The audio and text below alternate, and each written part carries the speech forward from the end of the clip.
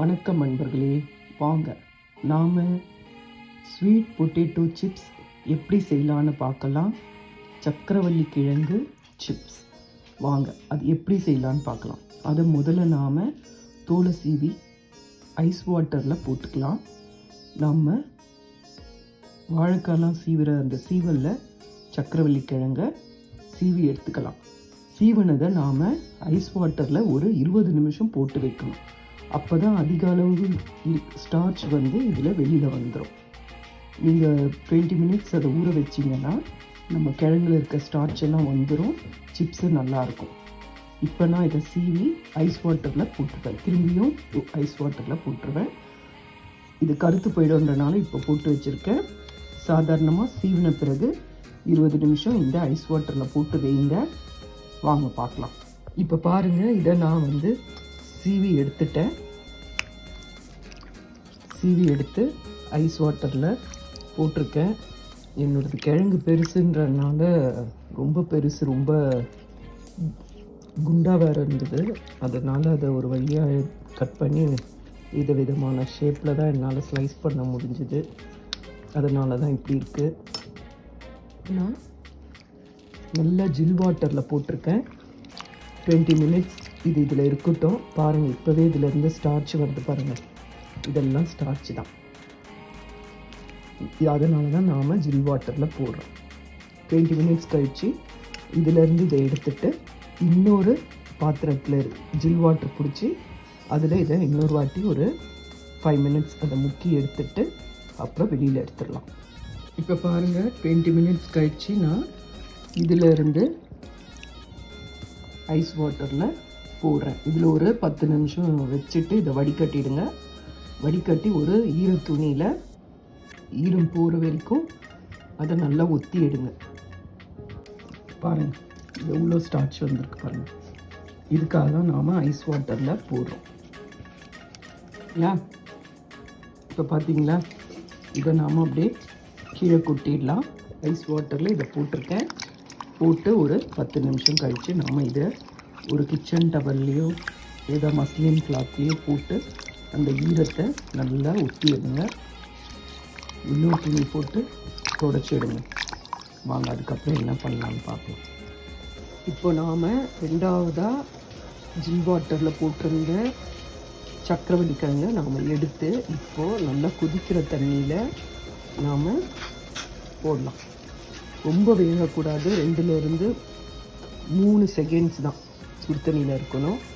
ரொம்ப வேகக்கூடாது. 2 to 3 செகண்ட்ஸ்க்கு அப்புறம் இதிலேருந்து நம்ம எடுத்துடலாம். இன்னொன்று ஒட்டிக்கும். தனித்தனியாக தான் போடணும். ரொம்ப நேரம் வேக வைக்கக்கூடாது. 2 to 3 செகண்ட்ஸ் தான் சுடு தண்ணியில் இருக்கணும். அதுக்கப்புறம் நாம் இதை தண்ணியிலேருந்து பிரித்து எடுத்துடலாம். அதை பாருங்கள், கலர் சேஞ்ச் ஆகிடுச்சு.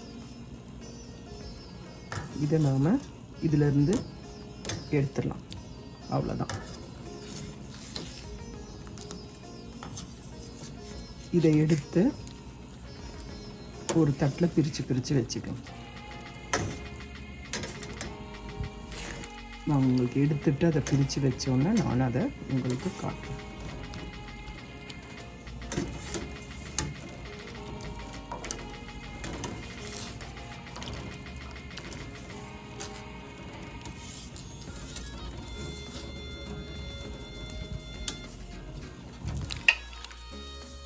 ரெண்டாவதாக எடுத்த ஐஸ் வாட்டரும் பாருங்கள் எவ்வளோ ஸ்டார்ச் இருக்க பாருங்கள். இதை நாம் கீழே கொட்டிடலாம். நாம் ஹாட் வாட்டர்லேருந்து எடுத்த கிழங்கை ஒன்றா எடுத்து இதில் போடுறோம். அதில் கொஞ்சம் தண்ணி இருக்கிறதுனால கொஞ்சம் தெளிக்கும். அதனால பார்த்து போடுங்க. இது ஒரு பீஸாக எடுத்து போடணும். இதுலேயும் 2 மெத்தட் இருக்குது.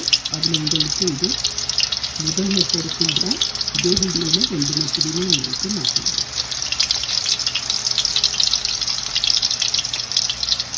கை பத்திரமா பார்த்து போடுங்க.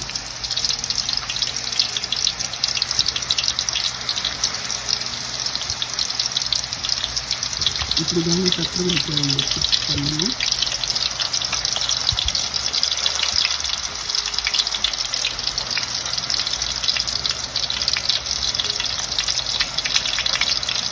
மொத்தமாக போட்டுறாதீங்க.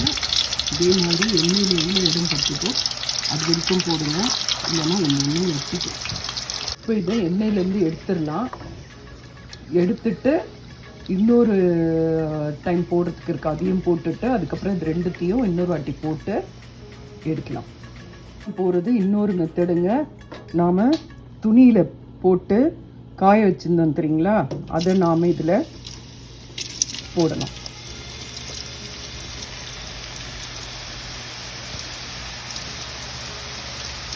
அதை வேக வச்சு பண்ணோம் ஃபஸ்ட் டைம் இருக்குது. இது செகண்ட் டைம் நம்ம அப்படியே துணியில் உணர்த்தி வச்சுருந்ததை எடுத்து இப்போ நாம் அதை ஃப்ரை பண்ணுறோம்.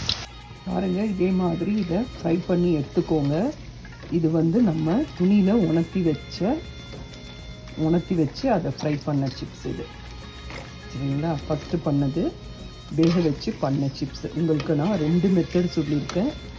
உங்களுக்கு 2 மெத்தடும் எது ஈஸியோ அதை செய்யுங்க, சரிங்களா?